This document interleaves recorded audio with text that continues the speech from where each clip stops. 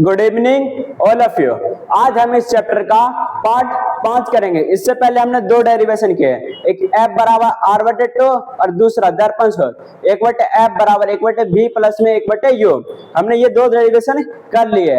अब इस चैप्टर का ये लास्ट पार्ट होगा और इसके बाद ऑब्जेक्टिव का क्लास होगा। इस चैप्टर का लास्ट पार्ट कौन सा पार्ट है? 5वां पार्ट। ये कौन सा ये कौन सा 5th पार्ट है? इस चैप्टर का कौन सा पार्ट है?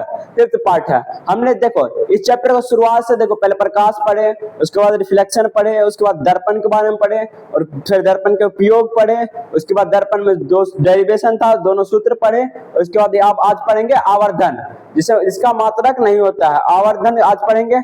आवर्धन के बाद ये आवर्धन क्या बताता है? वस्तु की ऊंचाई, प्रतिबिंब की ऊंचाई बटे वस्तु की ऊंचाई के अनुपात को ही आवर्धन कहते हैं। प्रतिबिंब की ऊंचाई बटे वस्तु की ऊंचाई के अनुपात को ही आवर्धन कहते हैं। आज हम इस चैप्टर में सिर्फ आवर्धन के बारे में पढ़ेंगे। छोटा सा टॉपिक है, 10 से 12 मिनट का वीडियो बनेगा, उसके बाद ये टॉपिक समाप्त हो जाएगा। और उसके बाद अब कल हम ऑब्जेक्टिव कराएंगे। उसके बाद परसों से तुम्हारा केमिस्ट्री का पहला चैप्टर स्टार्ट हो जाएगा। जैसे हम बताते हैं, देखो ये क्या है, ये जो हमारा चैप्टर है, हम अभी से तुम पहले देखो कितना 4-6 क्लास हो चुका है पहले। अब ये 7वां क्लास है और एक कल ऑब्जेक्टिव का 8 क्लास में ये चैप्टर समाप्त होगा। इस सभी वीडियो को आसान ध्यान से देखें। अगर एक बार में नहीं समझ में आता दोबारा देखें, क्योंकि वीडियो देखो अगर अच्छे तरीके से समझ में आएगा उसके बाद राइट डाउन करें, साथ साथ राइट डाउन ना करें। साथ राइट डाउन करोगे तो कम समझ में आएगा और धीरे धीरे मतलब एक बार समझो उसके बाद राइट डाउन करो, या उसको वीडियो रोक रोक के करो। नहीं तो ऐसे आप आगे समझते जाओगे, फिर कुछ दिनों में भूल जाओगे और वो तुम्हारा डिवीजन नहीं रह पाएगा। इसी कारण ध्यान से करो और इस वीडियो को अच्छे तरीके से देखना और वीडियो में लाइक और सब्सक्राइब दोनों करना, ठीक। और ये वीडियो देखो, जो ये वीडियो होता है इसको अच्छे तरीके से बस पूरा वीडियो देखना, क्योंकि अगर आधा देखोगे कुछ नहीं सीख पाओगे। जैसे बोलते हैं अधगर भर गगरी छलकत जा और पूरी भरी गगरिया छुप जा। मतलब क्या? आधा भरा हुआ जल, वो जो घड़ा होता है उसमें आधा भरा जल होता है वो छलकता है, बट जो पूरा भरा घड़ा होता है उसमें नहीं छलकता। क्या इसका मतलब? क्या जब जिस इंसान के पास कम नॉलेज रहेगा वो ज्यादा मतलब बोलेगा, और इसी कारण जब तक पूरा देखोगे नहीं तो पूरा समझ नहीं आएगा। इसी कारण पूरा समझना है, क्योंकि आधा ज्ञान 20 के समान होता है। जो आधा ज्ञान होता है इंसान के पास वो 20 के समान होता है। इसी कारण पूरा वीडियो देखना और पूरे अच्छे तरीके से समझना, ठीक। आगे हम बताते हैं आवर्धन के बारे में। और हम पिछली वीडियो में हम बताए थे चिन्ह परिपाटी तक हम बता चुके थे। चिन्ह परिपाटी में दूरी कैसे लेते हैं, उसके बाद उसका करते हैं, उसके बाद पिछला जो वीडियो है उसका डेरिवेशन है, उससे पिछला वीडियो एक डेरिवेशन है। उससे पहले हम बताए थे पार्ट 4 में जो चिन्ह परिपाटी से कैसे दूरी लेते हैं, कौन सा दूरी प्लस होता है, कौन सा दूरी माइनस होता है, किस दर्पण में माइनस होता है, किस में प्लस होता है, हम बताए थे। अब हम आगे बता रहे हैं ये दर्पण सूत्र, आवर्धन का फॉर्मूला। ये देखो हम बताए थे इसमें दर्पण सूत्र के बारे में। दर्पण सूत्र के बारे में क्या बताए थे? 1/v प्लस में 1/u बराबर 1/f। 1/v plus 1/f। ये देखो ये जो होता है ये क्या होता है? u वस्तु की ध्रुव से दूरी, मतलब p। ये जो दर्पण हम बनाते हैं ऐसे, वस्तु की यहां से दूरी, किसकी दूरी? वस्तु की दूरी, जहां हम ऑब्जेक्ट रखते हैं। देखो पिछले बार ऐसे बनाए थे ना, यहाँ क्या डाले थे? m डाले थे, यहाँ m डाले थे और यहाँ m डैश डाले थे। पिछली वीडियो में ये डाले थे। अब देखो प्रतिबिंब की दूरी v, अब भी देखो कैसे बना था। यहाँ से जब प्रकाश किरण परावर्तन से गई तो यहाँ f बना था ना, यहाँ f, और यहाँ से फिर ऐसे करके यहाँ c से गया था ऐसे, यहाँ पे बना c और यहाँ पे बना था क्या? a डैश और यहाँ b डैश। ये देखो यहां से यहां तक की दूरी को क्या लिखेंगे? u। क्या है? वस्तु दूरी। यहां से यहां तक की दूरी को लिखेंगे v। क्या है? प्रतिबिंब दूरी। और फोकस दूरी, यहां से यहां तक की दूरी को क्या लिखेंगे? f। क्या लिखेंगे? f। यहां से यहां तक की दूरी को हम लिखेंगे f। क्यों? क्योंकि हमारा फोकस दूरी है। देखो ऐसे समझना आएगा। अब दोबारा हम लिखते हैं,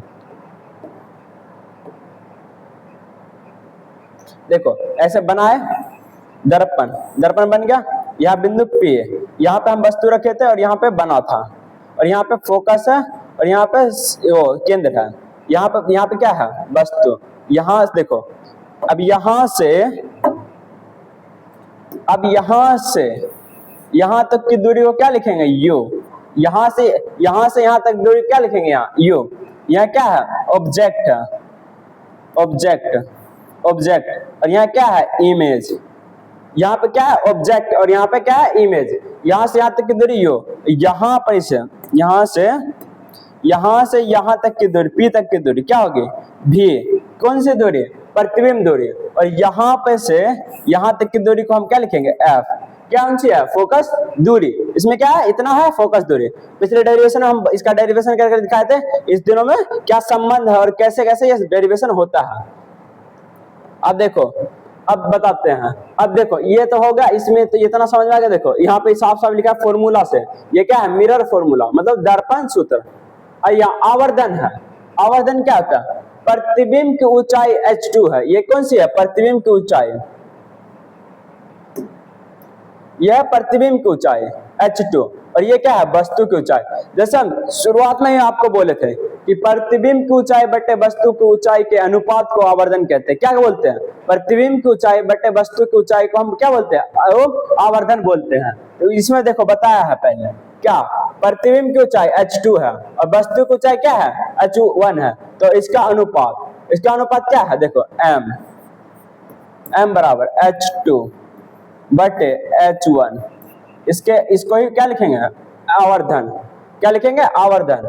या देखो माइनस भी बटे में u, भी कौन सी क्या है, भी हमारे क्या है, भी प्रतिबिंब दूरी, भी क्या है, प्रतिबिंब दूरी। ये क्या है, भी क्या है हमारा, प्रतिबिंब दूरी।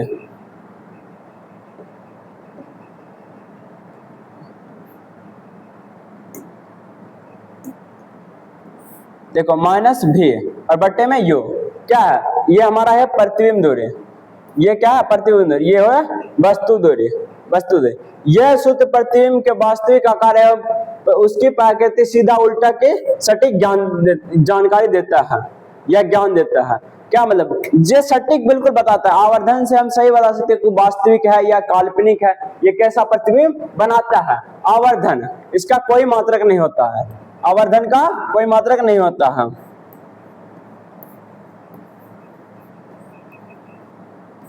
आवर्धन का कोई मात्रक नहीं होता है। देखो इसको स्टार डाल लो, क्योंकि ये देखो हर एक साल एग्जाम में ऐसा पूछा जाता है, आवर्धन का ऐसा ही मात्रक क्या है। ये देखो ये स्टार पॉइंट डाल लो आप, क्या है ये स्टार पॉइंट, आवर्धन का कोई मात्रक नहीं होता है। इसको अच्छे से ध्यान रखना, क्योंकि देखो हर एक साल ऑब्जेक्टिव में ऐसा क्वेश्चन होता है कि आवर्धन का मात्रक बताए। तो आवर्धन का कौन सा मात्रक होता है, कोई मात्रक नहीं, मतलब मात्रक विहीन। आवर्धन का कोई मात्रक नहीं होता, इसका बोलते क्या, मात्रक विहीन। अब आगे हम बताते हैं।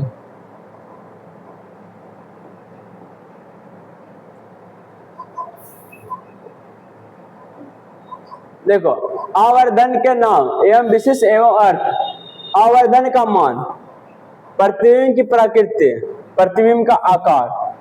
क्या मतलब, आवर्धन का मान, प्रतिबिंब की प्रकृति और ये प्रतिबिंब का आकार। ऋणात्मक, जब आवर्धन क्या होगा, ऋणात्मक होगा, तो कैसा प्रतिबिंब बनेगा, वास्तविक उल्टा, वास्तविक उल्टा।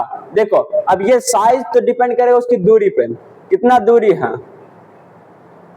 ये जितने दूरी के हिसाब से होगा उस पे है। देखो अब धनात्मक, जब धनात्मक हो तो आभासी और सीधा और वर्चुअल इमेज। क्या, आभासी और सीधा, क्या होगा, आभासी और सीधा।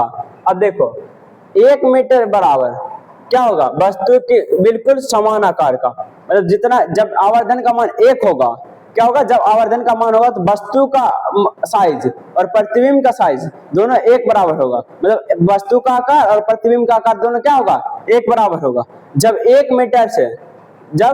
मीटर से बड़ा हो तो वस्तु का आकार, आवर्धित आकार बड़ा होगा। मतलब क्या, वस्तु का जो आकार होगा वो बड़ा होगा, क्या होगा, बड़ा होगा। जब 1 मीटर से छोटा आएगा तो वस्तु का हिस्से का छोटा होगा, मतलब क्या, वस्तु छोटा दिखाई देगा। तो क्या, महत्वपूर्ण उदाहरण, यदि m बराबर माइनस b तो प्रतिबिंब वास्तविक उल्टा आकार तथा वस्तु के दुगना होगा। किसमें, अवतल दर्पण में। जब यदि m 0.5 प्रति आभासी सीधा आकार वस्तु का आकार छोटा होगा। देखो इस चैप्टर में सिर्फ इतना ही पढ़ना था। कितना पढ़ना था? आवर्धन तक। अब आगे देखो, आगे अब इसमें कितना तक पढ़ना? आवर्धन तक पढ़ना है। बस देखो ये अब इसका टॉपिक खत्म हो चुका है, क्लास खत्म।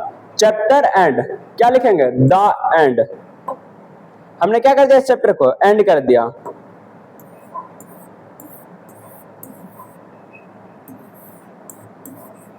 हमने इस चैप्टर को एंड कर दिया। आज देखो, अब अगले क्लास में सिर्फ इसका ऑब्जेक्टिव होगा। क्या होगा? अगली क्लास में इसका ऑब्जेक्टिव होगा। उसके बाद तुम्हारा केमिस्ट्री का चैप्टर 1 चालू होगा, जिसका नाम है रासायनिक समीकरण एवं उसकी अभिक्रिया। रासायनिक अभिक्रिया एवं समीकरण, चैप्टर का नाम क्या है? रासायनिक अभिक्रिया एवं समीकरण। ठीक, इस चैप्टर को अच्छे तरीके से पढ़ेंगे। अभिक्रिया कैसे होता है, समीकरण कैसे होता है, इससे अगले चैप्टर में बताएंगे। अब इस चैप्टर का सिर्फ कल ऑब्जेक्टिव करा हो जाएगा, उसके बाद ये हमारा चैप्टर समाप्त हो जाएगा। और इसके बाद हम किसी दिन इसका 1 शॉट लेंगे, इस चैप्टर का पूरा 1 शॉट, एक ही वीडियो में पूरा चैप्टर खत्म हो जाएगा। वो वीडियो भी जरूर देखना, वो रिवीजन पर्पस के लिए होगा, उसको साथ साथ लिखना नहीं।